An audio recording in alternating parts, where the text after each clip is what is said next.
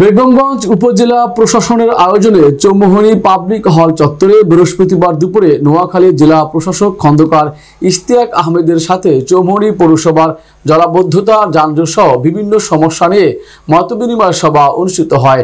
চৌমুহনী পৌরসভার নবাগত প্রশাসক ও উপজেলা নির্বাহী কর্মকর্তা মোহাম্মদ আরিফুর রহমানের সভাপতিত্বে ও মাধ্যমিক শিক্ষা অফিসার জহিরুল ইসলামের পরিচালনায় মতবিনিময় সভায় বক্তব্য রাখেন চৌমুহনী পৌর বিএনপির সভাপতি জহিরউদ্দিন হারুন, উপজেলা বিএনপির সাধারণ সম্পাদক মাহফুজুল হক আবেদ, নোয়াখালী জেলা জামায়াতের কর্মপরিষদ সদস্য, সাহিত্য সংস্কৃতি ও শিল্প বাণিজ্য বিষয়ক সম্পাদক নাসিমুল গনি চৌধুরী, চৌমুহনী টিআই আসাদুজ্জামান, চৌমুহনী সাধারণ ব্যবসায়ী সমিতির সভাপতি হুমায়ুন কবির, কার্যকরী সভাপতি মোর্শেদুল আমিন ফয়সাল, চৌমুহনী পৌরসভা কাউন্সিলর আনোয়ার হোসেন, চৌমুহনী কোকারিজ ব্যবসায়ী সমিতির সাধারণ সম্পাদক হাজি ইসমাইল হোসেন দুলাল, বিশিষ্ট ব্যবসায়ী দুলাল হোসেন সহ আরো অনেকে। সিএনজি যত্রতত্র এই সব প্রবলেমগুলো আমাদেরকে চৌমুহনীকে একেবারে স্থবির পর্যায়ে পৌঁছে দিচ্ছে। এটা অনতিবিলম্বে শুদ্ধ করার জন্য আমরা মাননীয় জেলা প্রশাসকের কাজটা আমরা বলছি, গত প্রোগ্রামে বলছি যে অনতিবিলম্বে এটাকে যেন উচ্ছেদ করে এই মেইন রোডে যেন পরিষ্কার করা। বিশেষ করে 9 তারিখে দুর্গাপূজা শুরু হবে, দুর্গাপূজা শুরু আর 2 দিন আগ থেকে পুরো চৌমুহনী বাজারে পরিষ্কার আমরা বলছি। আবার খাল খননের দীর্ঘমেয়াদী একটা প্রস্তাব দেওয়া দরকার, কারণ খালের পানি জমে গেছে, দখল হয়েছে, এরপরে ময়লা জমে আরো বেশি হয়েছে। সবকিছুর জন্য দীর্ঘমেয়াদী একটা প্রোগ্রাম দরকার। এই অনুসারে চেষ্টা করছেন, আমরা আশা করি সকলের সহায়তা আমরা এটা সফল হবো ইনশাআল্লাহ। আমার ইউরো মহোদয় আছেন, উনি বন্যা যে কাজ করেছেন উনি জানেন কি করতে হবে। আপনি উদ্যোগ নেন, আমাদের বিএনপি নেতৃবৃন্দ আছেন, জামাতের নেতৃবৃন্দ আছেন, আপনার সাথে থাকবো। কোনো যানজট যেন চৌমুহনীতে না থাকে, আমরা এটা আপনার আহ্বান জানাচ্ছি।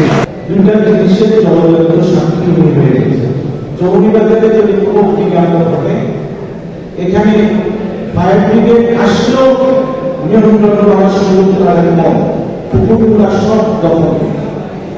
চাঁদাবাজমুক্ত, সন্ত্রাসমুক্ত, মাদকমুক্ত, যানজটমুক্ত পৌরসভা বিনির্মাণে যত সহযোগিতা করার দরকার আমার দল, আমার নেতা, পক্ষ থেকে এবং আমাদের বিএনপির পক্ষ থেকে সর্বাত্মক সহযোগিতা করা হবে। সকল ব্যক্তিরা থাকবে, আমরা অবশ্যই এটা করে দেখাবো।